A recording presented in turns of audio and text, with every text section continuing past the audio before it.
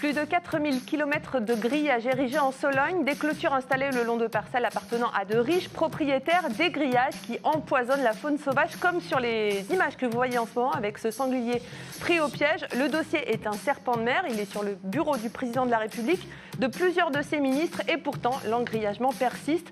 Alors la Sologne est-elle vouée à devenir un labyrinthe pour toujours? C'est le débat aujourd'hui du Grand Talk, alors que plusieurs projets de loi sont en cours de rédaction pour stopper cette pratique sur un site classé Natura 2000. On va parler de tout cela avec mes invités. Bonjour François Cormier-Bouligeon. Bonjour à vous. Député du Cher La République En Marche, vous allez déposer un projet de loi visant directement à interdire la chasse en enclos. C'est votre porte d'entrée pour enrayer la situation. On en parle dans quelques minutes. Raymond Louis, bonjour. Bonjour. Président et fondateur de l'association des Amis des Chemins de Sologne, vous dénoncez ce scandale depuis plus de 23 ans et vous allez nous expliquer dans une minute ce qui se passe quand on se balade sur les chemins de Sologne. Et puis Florent, tu es toujours avec nous. Toujours. Parce que tu as suivi ce dossier depuis quelques années déjà et tu as contacté l'un des plus gros propriétaires qui a décidé de prendre la parole avec toi. Et, 1300 hectares de terre. Et il s'appelle monsieur Tranchant, Benjamin Tranchant, propriétaire d'un groupe de casinos. Très bien. Vous êtes resté avec nous, c'est un peu votre sujet aussi finalement, Catherine. Mais on va débuter avec vous, Raymond. Afin qu'on se rende bien compte de la situation qui est dénoncée depuis des années, on va faire le point. Vous dites qu'en fait, avec tous les grillages qui sont érigés, même un hérisson ne passe pas dans les mailles de ce filet. C'est vrai ou pas? Oui, tout à fait. Quand on emprunte les chemins ruraux ou même le bord des routes, on aperçoit des grillages qui font 2 mètres d'auteur, enterrés de 40 à 50 cm. Et à la base, il y a un petit grillage à maille fine sur une hauteur d'environ 80 cm. Là, plus un hérisson peut passer, plus rien peut passer. Et donc ça, on voyait ça déjà il y a 23 ans, au tout début, qu'on a créé l'association avec Marie, mon épouse. Oui. On est les deux cofondateurs. Et donc, on a alerté tous les députés, les sénateurs, tous les gens, tous les élus de notre région. Personne ne se préoccupait de notre situation. Tout le monde nous passait la main dans le dos, c'est tout, un sourire. D'accord. Et il a fallu qu'il y a 3 ans environ, on a rencontré notre député du Cher, M. François Cormier-Bouligeon, qui a eu le courage de venir sur le terrain, puis qui est venu voir avec 2 de ses collègues députés, Nadia Exeyan et Richard Ramos de l'Orléanais. Et donc, on a fait un tour sur le terrain, ils ont vu ce qui se passait, ils étaient écœurés de voir ce massacre du paysage. Alors, on a justement quelques images. On vous voit évidemment en train de vous balader, de mesurer ces fameuses clôtures. Pas pour vous amuser, juste pour que les gens se rendent compte. Toutes ces photos, elles sont postées sur les réseaux sociaux. On a ce sanglier, par exemple, qui est piégé évidemment par les grillages. Et puis, il y a aussi des animaux qui meurent directement, qui sont piégés, en fait, c'est ça, régulièrement.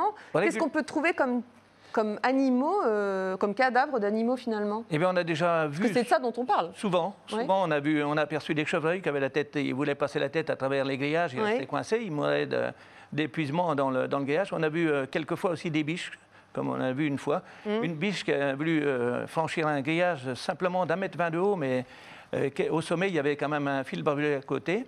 Et donc, elle a passé la patte entre les deux et elle est morte d'épuisement. Elle s'était crevé un œil, il y avait du sang sur 1,50 m tout le tour. On a vu vraiment, c'était horrible, horrible. Là, il y a des sangliers, une masse de sangliers qui ont été tués en une journée, vous me disiez, il y a quelque temps. Il y a quelque temps, 357 sangliers en une journée. Et pour savoir ce qui se passe après, il n'y en a qu'une toute petite partie qui part à Rungis, une petite quantité qui part à l'équarrissage, et tout le reste, ils font un trou à la pelleteuse sur la propriété et ils enterrent. Alors ça c'est inadmissible. Vous avez vu des pelleteuses arriver sur certaines propriétés? Non, parce que les pelleteuses sont sur... Tous ces gens-là sont équipés de matériel pour l'entretien de la propriété. Ils ont tous du personnel et des pelleteuses pour faire ces... Ça, vous le savez, c'est parce que vous m'expliquiez, quand on s'est rencontrés pour un reportage, qu'à l'intérieur même de ces chasses, il y a des gens qui sont écœurés, c'est ça? Oui, il y a des gens qui sont écœurés, il y a des gens qui vous rencardent, en fait, sur ces pratiques. Bien sûr. Il y a des gens qui participent aux chasses, il y a des rabateurs. Qui sont invités aussi à... Il y a des invités aussi. Il y a aussi des invités, parce que dans les invités, il y en a qui sont écœurés de la pratique de chasse de leur ami, même qu'ils soient invités. Et c'est vrai que quand ils nous rapportent ça, quand il y a une fois, un de mes contacts qui m'a dit, j'étais sur un mirador, il y a une belle laie qui est passée, une grosse laie. Il y a un posté qui a tiré la laie, il l'a blessée au train arrière, elle était sur son postérieur, qui a baillé une gueule comme ça. Ben, au lieu de la finir, non, il a continué à tirer sur d'autres animaux qui passaient. Donc elle a agonisé pendant... Oui, et ça, c'est des viandards pour nous, ce n'est pas des chasseurs. On ne peut pas appeler ça chasseurs, ce serait une mauvaise image de nous chasseurs. Alors l'association fédère plus de 700 adhérents et parmi eux, il y a Nicolas Vanier, l'explorateur et réalisateur. Il a été reçu par les ministres, même par le président de la République il y a quelques temps, aux côtés de François Bonneau. On va en reparler avec toi tout à l'heure, Florent. On va l'écouter, on l'a interviewé il y a quelques jours au sujet de l'engrillagement, c'est son dossier. Pourquoi rien ne bouge? Eh bien, vraisemblablement parce que ce sont, et on le sait, et on connaît le nom de ces personnes, des très grands capitaines d'industrie. Pour certains propriétaires de très grands médias, Le Figaro, TF1 et j'en passe et des meilleurs, qui d'ailleurs bloquent des reportages qui ont été effectués. Et donc, il y a tout un lobbying avec, on connaît aussi la liste des députés, des sénateurs qui vont dans ces chasses, qui pratiquent ces chasses honteuses en enclos. Ceux-là même, d'ailleurs, qui parlent d'écologie à l'Assemblée nationale ou au Sénat, tout comme ces grands capitaines d'industrie qui, pour la plupart, font l'éloge du développement durable sur leur site Internet lorsqu'ils parlent de leurs activités. Et effectivement, nous avons aujourd'hui deux, peut-être plusieurs députés qui envisagent de déposer une loi, tout en sachant qu'on est en fin de mandat, que l'Assemblée nationale est très engorgé de projets de loi et que chacun sait que tout cela va être difficile. Donc, on essaye actuellement d'enfoncer le clou. Tout cela va être difficile, c'est ce que dit Nicolas Vanier. François Cormier-Bouligeon, vous êtes député du Cher et vous êtes en train de rédiger un projet de loi. Vous voulez vous attaquer à la racine du problème. Qu'est-ce qu'il y aura dans ce projet de loi ? D'abord, vous dire que c'est parce que c'est difficile que c'est passionnant. Oui. Et c'est aussi parce que c'est une cause juste que je m'y implique corps et âme. Et donc, cette loi, cette proposition de loi que j'ai rédigée en écoutant, en allant à la rencontre de beaucoup d'acteurs sur le terrain, en rencontrant des spécialistes, elle a pour but de faire tomber ces grillages. Cette situation ne peut pas durer. La Sologne est une des plus belles forêts de France, ou plutôt, devrait-on dire, était une des plus belles forêts de France, et elle est aujourd'hui défigurée, massacrée par des milliers de kilomètres de grillages très hauts, barbelés, qui empêchent toute communication, tout déplacement libre des animaux, et qui concentrent, pour y faire du carnage cynégétique, parce que ça n'est pas de la chasse, du carnage cynégétique qui concentre des centaines et des milliers d'animaux qui mangent tout ce qu'ils peuvent, évidemment, qui ratissent sur ces territoires. Ouais. Et donc, on voit bien, quand on a deux parcelles, une parcelle engrillagée, une parcelle libre, on voit que dans la parcelle libre, il y a de la vie, il y a des arbres, il y a de la diversité, et dans la parcelle enclose, il n'y a plus rien. Et donc, ils sont en train de faire, ces grands propriétaires, de faire redevenir la Sologne une zone marécageuse. Et ça, c'est inacceptable. Pour la biodiversité, pour le bien-être animal, pour la sécurité sanitaire, parce qu'on a interdit dans la loi de juillet 2019 d'importer des sangliers, mais on nous dit qu'ils continuent de le faire et ils les importent d'Europe de l'Est, là où sévit la peste porcine africaine, et nous ne voulons pas qu'ils l'importent. Votre constat, il est terrible. Comment allez-vous faire pour tenter de stopper le phénomène? Vous voulez interdire la chasse dans les propriétés privées, c'est ça? Cette situation, elle est le fruit d'un excès, d'un déséquilibre, d'un dérèglement. Et donc, nous avons tendu la main à ces grands propriétaires pour leur dire... Ça veut dire quoi, tendre la main? Qu'est-ce que vous avez fait? C'est parler, c'est dialoguer, leur dire, vous êtes venus en Sologne acheter des propriétés pour y avoir une activité X ou Y, vous êtes les bienvenus, mais respectez la Sologne. Vous avez rencontré quelques grands propriétaires, vous, monsieur? Non, mais nous leur parlons par voie de presse parce qu'ils sont enfermés dans leur propriété. D'accord. Impossible de leur parler directement? Moi, vous savez, je suis député, donc c'est facile de me trouver à l'Assemblée nationale ou dans mes bureaux à Bourges. Il n'y a aucun problème pour me trouver, mais ils n'ont jamais voulu le faire. Mais regardez, la région Centre-Val de Loire a adopté un règlement qui n'est pas encore applicable, qui sera applicable dans quelques mois, qui dit des petites clôtures, pas plus d'1,20 m en matériaux naturels, avec 30 cm au sol pour pouvoir laisser passer la faune. Je rappelle qu'en droit, en France, les animaux sont res nullius, ils ne peuvent pas être la propriété. Ils appartiennent à personne. Les animaux sauvages doivent pouvoir aller et venir librement, et donc ces grandes propriétés l'empêchent. Donc on leur a donné un mode d'emploi à suivre, et au lieu de le suivre, ils continuent à refaire encore des centaines de kilomètres en plus de haut grillage. Donc parce que c'est ce que disait monsieur le président des Amis des Chemins de Sologne. Pendant le confinement, on va revenir à votre projet de loi, pendant le confinement, les clôtures se sont multipliées, c'est ça? Oui, tout à fait, oui. On a vu des clôtures pousser, mais comme des champignons, c'est incroyable. On voyait sur le bord des routes, mais on voyait au bord des chemins. On sait même à l'intérieur des propriétés, puisqu'il y a des propriétés non closes où j'ai l'occasion d'aller, eh bien, ça a poussé, mais partout. Peut-être dans l'idée qu'il serait moins vu, puisque c'était le confinement, il y a moins de personnes qui... Plus tranquille pour faire les travaux? Plus tranquille pour faire les travaux, oui. Puis des clôtures qui respectaient pas les PLU, des clôtures qui auraient dû être à 1,20 m, pas plus, vu les PLU des communes que je connais. Non, ils montaient des clôtures à 2 mètres, puis avec toujours ces grillages en bas et tout. Monsieur le député, dans votre loi, il y a quoi? Il y a l'interdiction de la chasse dans les propriétés encloses, c'est-à-dire qu'on respecte le droit de propriété. On a toujours le droit, évidemment, de matérialiser sa propriété, c'est bien naturel.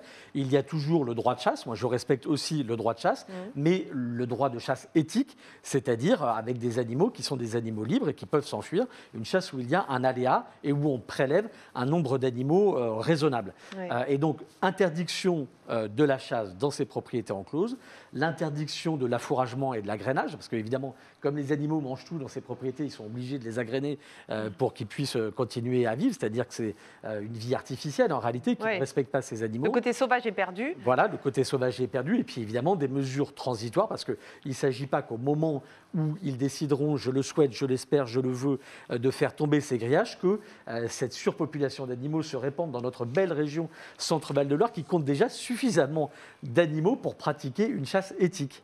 Vous leur demandez de choisir entre la chasse ou les grillages. Soit ils veulent continuer à se barricader et je souhaite qu'ils n'aient plus le droit de chasser, avec beaucoup de guillemets, parce qu'encore une fois, ça n'est pas de la chasse selon moi, mais ils ne pourront plus continuer.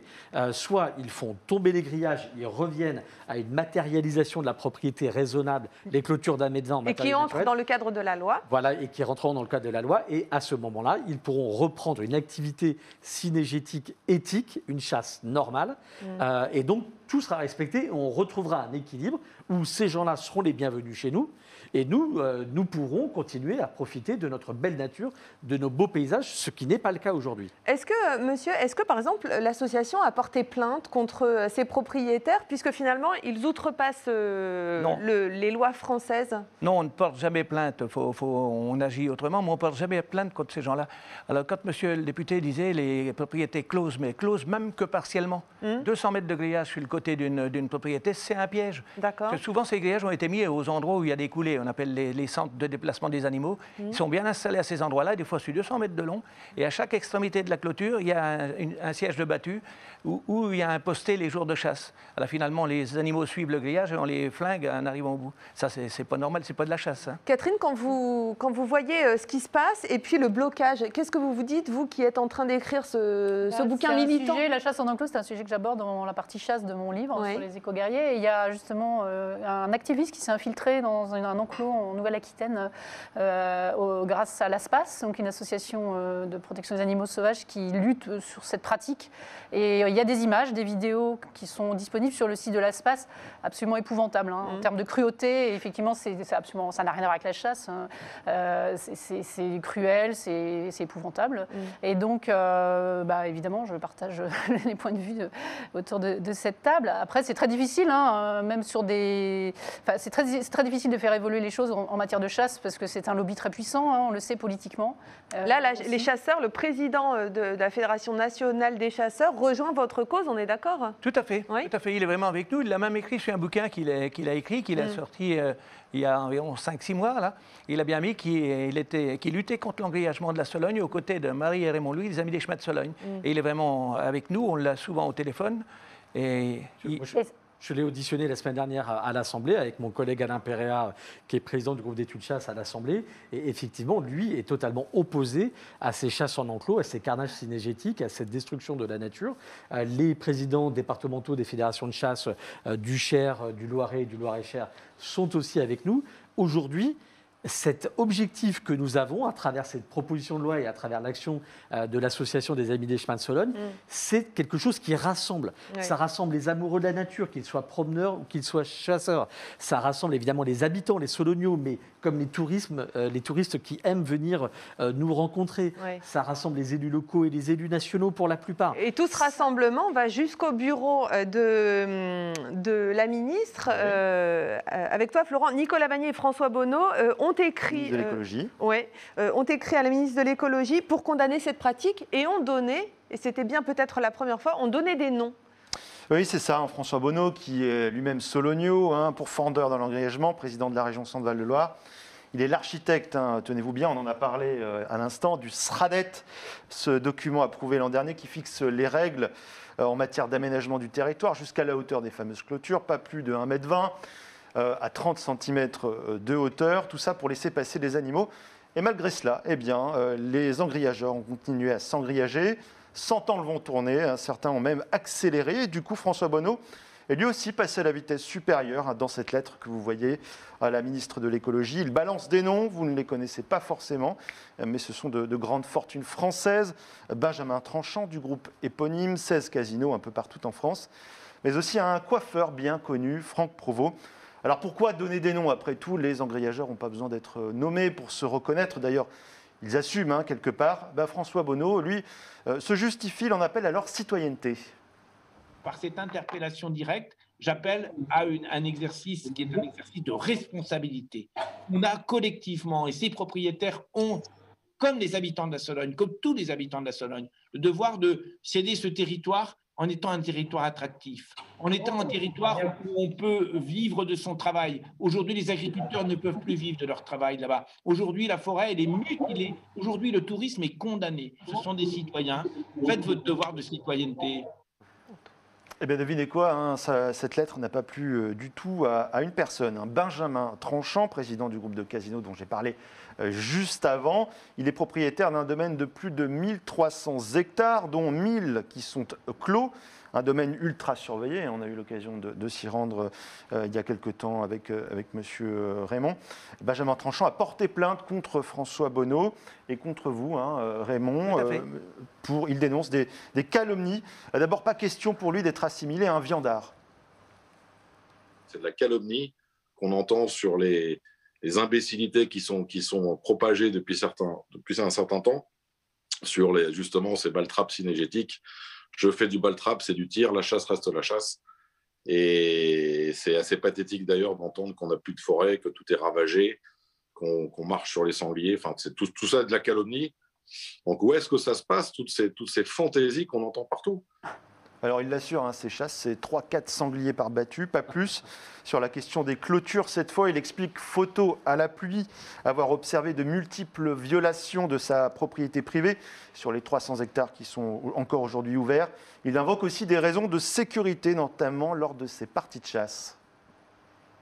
La première de mes craintes et l'horreur, ça soit que je puisse blesser quelqu'un en action de chasse, parce que quelqu'un ne se trouvait pas là, à ce moment-là, là où il aurait fallu être. Et malheureusement, aujourd'hui, c'est la seule protection que j'ai, c'est le grillage.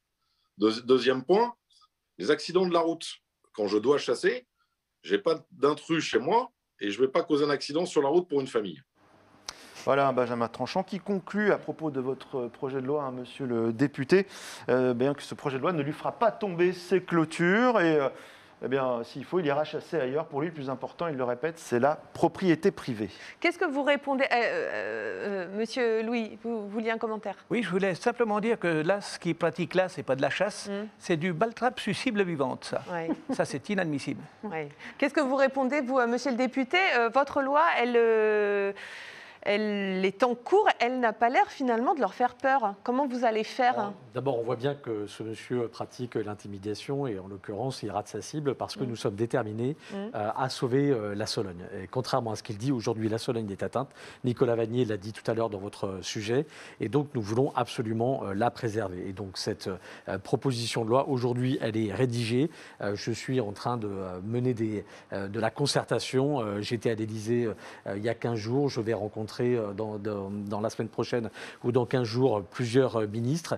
Et donc, je la déposerai dans le semestre et je ferai tout pour qu'elle soit inscrite à l'ordre du jour de l'Assemblée nationale. Est-ce que vous avez le soutien de l'exécutif? Est-ce que vous sentez que vous avez le soutien de l'exécutif ou est-ce qu'on vous met des bâtons dans les roues? Est-ce que vous êtes aidé finalement pour écrire? Tout le monde est focus sur l'objectif qui est de faire tomber ces grandes clôtures parce que tout le monde voit bien que c'est un scandale. Votre invité disait qu'il craignait les accidents de chasse, mais attendez, partout en France, il y a de la chasse les week-ends, dans des propriétés qui ne sont pas encloses, sans qu'il y ait des accidents. Il y en a de temps en temps, comme dans toute activité humaine, mais en réalité, c'est un prétexte. Aujourd'hui, c'est David contre Goliath. Il y a quelques dizaines de Goliaths, mais nous sommes des centaines et des milliers de David qui voulons absolument défendre notre territoire et la beauté de notre territoire. Vous disiez tout à l'heure que si jamais la loi passait, peut-être il partirait. Mais c'est bien ça le risque.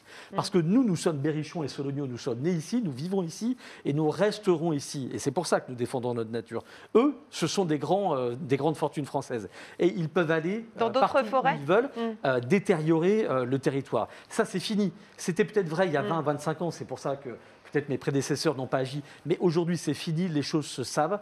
Il y a les réseaux sociaux, les vidéos circulent. Et ce scandale ne peut plus durer. Donc vous promettez une loi avant la fin du quinquennat, vous espérez? Je ferai tout ce qui est en mon pouvoir pour le faire réussir. Parce que nous le devons à la Sologne et aux Solognots.